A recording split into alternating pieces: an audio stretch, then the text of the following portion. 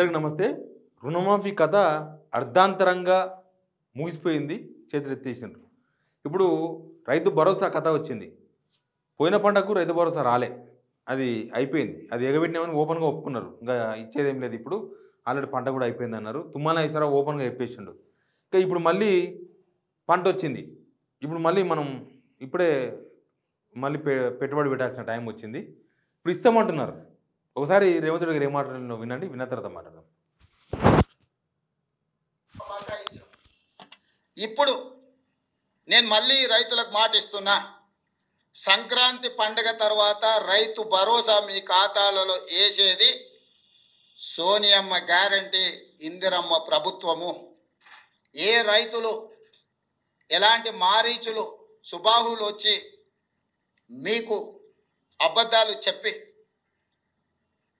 ఆనాడు పురాణాలలో విశ్వామిత్రుడు యజ్ఞం చేస్తుంటే, ఈ పురాణాలు తర్వాత అసలు ఈయన ఇచ్చినాడు నిజంగానే రేపు సంక్రాంతి తర్వాత అంటుండు కదా, సోనియమ్మ గ్యారంటీ కూడా అన్నాడు. ఇస్తే ఎవరన్నా పోయి మీకు మీకు రైతు భరోసా రాలేదు అంటే ఊకుంటారా? మాకు వచ్చిందని చెప్తారు. కానీ మనం ఇస్తామా లేదనేది ఇంపార్టెంట్ ఇక్కడ. ఇప్పటిదాకా రేవంత్ రెడ్డి ఎందుకు నమ్మకం కోల్పోయిండు, ఎందుకు ఈ గ్యారంటీలు సోనియమ్మ గ్యారంటీ, ఇందిరమ్మ గ్యారంటీ అని ఎందుకు చెప్తున్నాడు అనేది ఒక పెద్ద డౌటు. ఎందుకంటే రుణమాఫీ మీద సాగదీసి ఇక్కడ దాకా తీసుకొచ్చిండ్రు. పోనీ దాని కంక్లూజన్ అన్న బాగుండే. అంటే అందరికీ వాళ్ళు అనుకున్న 31,000 కోట్లు కనుక చేసిందంటే నిజంగానే బీఆర్ఎస్ వాళ్ళు ఇరకపోతుంది. దీనిలా చూసినామా, 31,000 కోట్లు చెప్పినాం చేసినామని వీళ్ళకి చెప్పుకునే అవకాశం దొరికేది. కానీ వీళ్ళు 21,000 కోట్లకే ముగించేసిండ్రు. ఇంకా ఇది చివరి విడత, ఇదే 4వ విడత అని చెప్పేసిండ్రు. 2 లక్షల లోపు రుణమాఫీ కాని వాళ్ళు చాలామంది ఉన్నారు, 2 లక్షల పైన రుణమాఫీ కాని వాళ్ళు చాలామంది ఉన్నారు. చాలా అంటే అయిన వాళ్ళకన్నా కాని వాళ్ళు ఎక్కువ మంది ఉన్నారు. అది ఇక్కడ ఉన్న కాన్సెప్ట్. అయిన వాళ్ళు తక్కువ, కాని వాళ్ళు ఎక్కువ. ఒకవేళ అయిన వాళ్ళు ఎక్కువ ఉండి కాని వాళ్ళు తక్కువ ఉన్నారనుకో, అప్పుడు కొంతసేపు సర్ది చెప్పొచ్చు వాళ్ళకి. కానీ రివర్స్ ఉంది కథ. ఇంకా రైతు భరోసా కాడికి వద్దాం. రైతు భరోసా సోనియా గాంధీ గ్యారంటీ అంటున్నారు. నిజానికి మనకి ఇచ్చిన 6 గ్యారంటీలు కూడా సోనియా గాంధీ గ్యారంటీయే. వాళ్ళు చెప్పింది అదే కదా, Sonia Gandhi guarantee, Rahul Gandhi guarantee, Priyanka Gandhi guarantee. ఇప్పుడు 6 గ్యారంటీల్లో ఎన్ని గ్యారంటీలు అమలైనా కూడా మనకు తెలుసు. ఒక బస్సు ఫ్రీ అనేది తప్ప మిగతా ఏమీ లేవు. ఆ బస్సు ఫ్రీ వల్ల రియాక్షన్స్ పక్కన ఏమైతే సైడ్ ఎఫెక్ట్స్ ఉన్నాయో, గోల్ వేసుకుంటే సైడ్ ఎఫెక్ట్స్ ఉంటాయి కదా, ఆ సైడ్ ఎఫెక్ట్స్ కూడా చికిత్స చేయాలి. కానీ వీళ్ళు చేయలేదు. అసలు ఆర్టీసీఏ మొత్తం మునిగిపోయే కథ కాడికి వచ్చింది ఆ స్కీమ్ వల్ల. ఒక పక్క ఆటో డ్రైవర్ల ఆత్మహత్యలు జరుగుతున్నాయి. ఇవన్నీ కూడా మనం చూస్తూనే ఉన్నాం. ఆడోళ్ళు సుఖంగా లేరు, బస్సులు ఎక్కి, మొగోళ్ళు సుఖంగా లేరు. డబ్బులు టికెట్లు పెట్టుకున్న మొగాయనేమో నిలబడుతున్నాడు, ఫ్రీగా ఎగిన ఆడోళ్ళేమో కొట్లాడుతున్నారు. దీనికి ఒక మందు ఉంటుంది, ఆ మందు పెట్టలేదు గవర్నమెంట్. ఎక్కువ బస్సులు వేయడం ఇట్లాంటి చేయాలి, కానీ చేయలేకపోయింది. దాని పక్కన పెడదాం. ఇంకా సోనియమ్మ గ్యారంటీ అని ఎందుకు చెప్పాల్సి వస్తుంది? ఎప్పుడైనా సరే గుర్తుపెట్టుకోండి. ఇప్పటిదాకా మొన్నటిదాకా ఈయన నా గ్యారంటీ అని చెప్పింది. ఫస్ట్లో నా గ్యారంటీ, నేనే చేస్తా, నేనే మొత్తం, నేను ఇంకా రేపే బ్యాంకు ఉరికిపోయి లోన్ తెచ్చుకోపోండి, మీకు అది చేస్తా ఇది చేస్తా అని చెప్పుకుంటూ, తర్వాత దాన్ని మెల్లగా తీసుకుపోయి దేవుళ్ళ మీద ఒట్టు మీదకి పోయిండు. దేవుళ్ళ మీద ఒట్టు మీదకి పోయినామంటే మనల్ని ఎవరు నమ్ముతలేరు అనేవన్నీ మనం నమ్ముతున్నామని. నన్ను ఎవరు నమ్మనప్పుడు నేను దేవుని మీద ఒట్టేస్తా అంట. దేవుని కన్నా ముందు తల్లి, పిల్లలు అన్నీ అంటాం. అది ఫస్ట్ స్టేజీ. కానీ దీనిలో ఫస్ట్ స్టేజ్ కూడా క్రాస్ అయిపోయి దేవుని మీద ఒట్లు అనే కాడికి పోయింది ఫస్టే. దేవుని మీద ఒట్లు అనేది అయిపోయింది. ఇప్పుడు దేవుళ్ళ మీద ఒట్లు అంటే దేవుళ్ళు ఆయనత ఇంకా ఆగ్రహిస్తట్టున్నారు. కాబట్టి ఇప్పుడు దేవుళ్ళ మీద ఒట్లు అంటే మళ్ళీ జనం నమ్మరు. కాబట్టి ఇప్పుడు సోనియమ్మ గ్యారంటీ అంటున్నారు. సోనియమ్మ గ్యారంటీ ఎందుకంటే మనం సోనియమ్మ దగ్గర పోయేది లేదు, సోనియమ్మని అడిగేది లేదు, సోనియమ్మ మన రాష్ట్రానికి వచ్చేది లేదు. ఈ వేవ్ జరిగేది కావు. కాబట్టి ఇంకా ఈ లోకల్ దేవుళ్ళు వద్దు, అక్కడైతే ఢిల్లీ దేవత అయితే బాగుంటుంది అనుకున్నాడేమో. డైరెక్ట్గా సోనియా గాంధీ గ్యారంటీ అని నమ్మిస్తున్నాడు. ఎట్లుంది వీళ్ళ కథ అంటే ప్రతిదీ కూడా నమ్మండి బాబు, ప్లీజ్ నమ్మండి, నేను ఇస్తా, ప్లీజ్ నమ్మండి, అట్లా ఉన్నది కథ. అట్లా కాకుండా మేము ఇంతవరకు ఇప్పుడు మాట మీద నిలబడ్డాం, ఇక్కడ మాట అన్నాం, ఈ మాట మీద నిలబడ్డాం, అంతే కదా. మాట మీద నిలబడితే ఎవరు గ్యారంటీ అవసరం లేదు. రేవంత్ రెడ్డి గ్యారంటీ సరిపోతుంది. సంవత్సరానికే రేవంత్ తన గ్యారంటీ అని చెప్పుకోలేని పరిస్థితికి వచ్చిండు.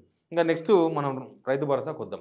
రైతు భరోసా అనే దానిపైన అసలు వీళ్ళు ఆడిన డ్రామాలు, వీళ్ళు ఆడిన నాటకాలు అన్నీ కావు. మొత్తం తెలుగులో ఎన్ని నాటకాలు ఉంటే అన్ని నాటకాలు ఆడేశారు. ఎప్పుడో జూన్లో క్యాబినెట్ మీటింగ్ అయింది. జూన్లో క్యాబినెట్ మీటింగ్ అయ్యి అప్పుడు ఏం చెప్పారంటే ఒక సబ్ కమిటీ వేస్తున్నామన్నారు. ఎవరెవరు? తుమ్మల నాగేశ్వరరావు, శ్రీధర్ బాబు, పొంగులేటి శ్రీనివాసరెడ్డి. వీళ్ళు పోయి అందరితో మాట్లాడి అసలు ఎవరికి ఇవ్వాలి రైతు భరోసా, రైతు బంధు ఎవరికి ఇవ్వాలి? 10 ఎకరాలకి ఇవ్వాలన్నా, 5 ఎకరాలకి ఇవ్వాలన్నా, 100 ఎకరాలకి ఇవ్వాలన్నా, ఎవరికి ఇవ్వాలని తెలుసుకొని వస్తారు. వచ్చి జూలై 15కు రిపోర్ట్ ఇస్తారు. తర్వాత మేము అసెంబ్లీ సమావేశం పెడతాం, దాన్ని డిస్కస్ చేస్తాం, ఇస్తామన్నారు. కథం. వాళ్ళు పోయినరు మంచిగా అక్కడక్కడ మీటింగ్లు పెట్టినరు, మంచిగా చాయ్ బిస్కెట్లు, చికెన్ మటన్ బిర్యానీలు తిన్నారు, వచ్చిర్రు, రిపోర్ట్ చేయలేదంటారు. రిపోర్ట్ ఎందుకు చేయలేదంటే మనం వేరే పన్ను ఉన్నారా? వాళ్ళకున్న పన్ను అదే కదా. రిపోర్ట్ ఎందుకు చేయలేదంటే పైసలు లేక చేయలేదు. ఇంకా వీళ్ళు ఆయన రిపోర్ట్ చేయాలి, ఆయన రిపోర్ట్ చేయలే, శ్రీబాబు రిపోర్ట్ చేయలే, తుమ్మల నాగేశ్వరరావు రిపోర్ట్ చేయలే, కమిటీ రిపోర్ట్ చేయాలి అని చెప్పుకుంటూ వచ్చారు. అసలు వీళ్ళకున్న ప్రాబ్లం వేరే ఉంది. ఆ ప్రాబ్లంకి అదే ఇక్కడ తలనొప్పి లేస్తే మోకాలకు జాండమం పెట్టుకుని కూర్చుంటున్నారు వీళ్ళు. అందుకే ఈ ప్రాబ్లం వస్తుంది. ఆ మీటింగులు పెట్టుకొని వచ్చిన వాళ్ళు రిపోర్ట్ చేయలేదు కాబట్టి అసెంబ్లీ సమావేశాలు చర్చించలేదని చెప్తారు. ఇప్పుడు డిసెంబర్లో లాస్ట్ వీక్ అసెంబ్లీ సమావేశాలు ఉన్నాయి, చర్చిస్తామంటారు. అసలు వీళ్ళు తేల్చాల్సింది ఏంటంటే నిన్నమొన్న కూడా కాంట్రవర్సీ కామెంట్ చేసి చూసినాం కదా, బోనసే బాగుంది అంటున్నారు రైతు బంధుకు రైతు భరోసా కన్నా అని. బోనసే బాగుంటే కేవలం సన్న ఓట్లు వీళ్ళకి అమ్మిన వాళ్ళకి మాత్రమే వస్తుంది. బయట అమ్ముకున్న వాళ్ళకి రాదు, దొడ్డోళ్ళకి రాదు, కందులు పండించిన వాళ్ళకి రాదు, పల్లీలు పండించిన వాళ్ళకి రాదు, ఏ పంటకు రాదు. ఇంకా ఓన్లీ సన్నోట్లు వేసుకుంటే 500 రూపాయలు అదే బెటర్ అనుకోవాలి అనే స్టేజ్లో మాట్లాడినరు. జనం నుంచి బాగానే రియాక్షన్ వచ్చింది. మళ్ళీ ఇప్పుడు భరోసా ఇస్తామంటున్నారు. అది ఎలక్షన్స్ కోసం మాట్లాడుతున్నారా, నిజంగా ఇస్తారు కూడా గ్యారంటీ లేదు. అయితే ఈ రైతు భరోసా కాడ అసలు ఏం పెడతారు, ప్రభుత్వ ఉద్యోగులకు ఇయ్యరు అనేది ఒక బయట చర్చ జరుగుతున్నది. ఐటీ పేయర్స్కు రైతు భరోసా ఉండదు అని చెప్తున్నారు. అంతకుముందు వీళ్ళు చెప్పిన కొన్ని ఉన్నాయి, కొన్ని రూల్స్. పంట వేయని వాళ్ళకి ఇయ్యం, పంట వేయని వాళ్ళకంటే ఇప్పుడు ఎండాకాలం పంట, కాలువల నీళ్ళు లేకపోతే పంట వేయరు, ఇంకా వాళ్ళకి ఇయ్యరు రైతు భరోసా. ఇంకా ఓన్లీ నీళ్లు ఉన్న వాళ్ళకే వేయాలి. అది ఎవరు తప్పు? కాలువలు నీళ్ళు లేకపోవడం గవర్నమెంట్ తప్పు, వాళ్ళ తప్పు, రైతుల తప్ప? బోర్లో నీళ్ళు లేకపోతే వాళ్ళ తప్పు అవుతుందా? భూగర్భ జలాలు ఉండేదాలు చూసుకోవడం ప్రభుత్వం చూసుకోవాలి. కానీ పంట వేయకపోతే ఇయ్యమో అని చెప్తారు. ఇంకా ఏమేమి వస్తే రూల్స్ వచ్చినప్పుడు మళ్ళీ మాట్లాడుకుందాం మన రూల్స్ గురించి. కానీ ఇదన్న పక్కానా లేకపోతే నెక్స్ట్ సర్పంచ్ ఎలక్షన్స్ ఉన్నాయి, ఎంపీడీసీ ఎలక్షన్స్ ఉన్నాయి, జెడ్పీటీసీ ఎలక్షన్స్ ఉన్నాయి కాబట్టి ఇప్పుడు ఈ తమాషా మళ్ళీ ఒక తమాషా తెర మీద తీసుకొచ్చారా? ఇది రైతులతో గేమ్స్ ఆడుతున్నారు అనుకోవాలి. రైతులతో గేమ్స్ ఇది. నువ్వు ఒక విడత మొత్తం ఎగ్గొట్టేసినాం, ఇప్పుడు ఇవ్వాలి పంట. యాక్చువల్గా డిసెంబర్లో స్టార్ట్ చేస్తే మనకు పంట కరెక్ట్గా పనికొస్తుంది. రైతు బంధు అయినా రైతు భరోసా అయినా మనకు కరెక్ట్గా జనవరి సంక్రాంతి లోపల అయిపోతుంది. అట్లా ఉండాలి. కానీ సంక్రాంతి అయిపోయినాక అంటున్నాడు. సంక్రాంతి అయిపోయినాక అంటే కొంపదీసి ఇష్ట అనుకున్నారు. సంక్రాంతి ఎప్పుడైనా 13, 14, 15కి వస్తుంది, 16 తారీఖుకి వెళ్ళి స్టార్ట్ అయ్యింది అనుకున్నారు. సంక్రాంతి అయిపోయినాకంటే మళ్ళీ సంక్రాంతి లోపు ఎప్పుడైనా చేయొచ్చు. అది అట్లే ఉంటుంది. మనం అట్లే ఉన్నది. అప్పుడు తెలంగాణ ఉద్యమంలో కూడా అంతే, త్వరలో అంటే అది అంతే ఉంటుండే. కాబట్టి ఈ సంక్రాంతి అయిపోయిన తర్వాత ఎప్పుడు ఇస్తారనే దాని విషయంలో ఫలానా డేట్ అనేది చెప్పలేము. కాబట్టి కేవలం ఇది ఎలక్షన్స్ కోసమా అన్న అనుమానాలు వస్తున్నాయి.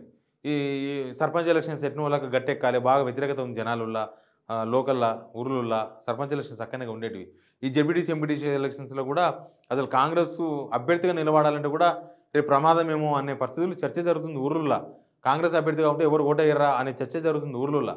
కాబట్టి ఆ పరిస్థితి నుంచి బయటపడేందుకే కేవలం రైతు భరోసా అనే దాన్ని ఇప్పుడు తీసుకొచ్చిర్రా. ఓలే తీసుకొస్తే చాలా మొండి కండిషన్లు పెడతారు వీళ్ళు, తెలుసుగా, మనకు అన్నీ అర్థమవుతున్నాయి కదా. ఇప్పుడు మొండి కండిషన్లన్నీ వస్తాయి తెరమీది కాబట్టి దాని మీద కూడా పెద్ద లొల్లి అవుతుంది, దానిలో నో డౌట్. దాని మీద కూడా రైతులు నాకు రాలేదంటే, నీకు రాలేదంటే, అట్లెట్లా అంటే ఇట్లెట్లా అంటే పెద్ద గొడవ జరుగుతుంది. లేకపోతే వీళ్ళు ఎప్పుడో ఇచ్చేవాళ్ళు. కౌలు రైతుకి ఇవ్వాలన్నా అసలు రైతుకి ఇవ్వాలని కూడా వీళ్ళతో క్లారిటీ లేదు. అసలు రైతుకి ఇస్తే కౌలు రైతు ఊకోడు, కౌలు రైతుకి ఇస్తే అసలు రైతు ఊకోడు. ఇవన్నీ గొడవలు ఉన్నాయి. కాబట్టి ఈ గొడవలన్నీ పరిష్కరించి ఎప్పుడు చేస్తారు? పరిష్కారానికి టైం లేదు. కేవలం sarpanch elections, MPTC ZPTC elections కోసం ఇట్లా టైంపాస్గా మాట్లాడుకుంటూ వస్తున్నారా? ఎందుకంటే వీళ్ళ మాటలు నమ్మే శక్యంగా ఉండలేవు. ఏదైనా ఒకటి నమ్మకంగా చేసిరనుకో మనం కూడా అవును వీళ్ళు బరాబర్ చేస్తారు, వీళ్ళు బరాబర్ చెప్తారు అనేటట్లు ఒక మాట అనుకోనికి అవకాశం ఉంటుంది. కానీ వీళ్ళేమి అట్లా ఇప్పటిదాకా కూడా ప్రతి విషయం, ఏదైనా విషయం తీసుకోండి, ఇది పలానా చేస్తామంటే అది 100% చేయలే, పలానాది మేము ఇస్తామంటే 100% ఇయ్యలే. కాబట్టి రకరకాల అనుమానాలు చాలా ఉన్నాయి.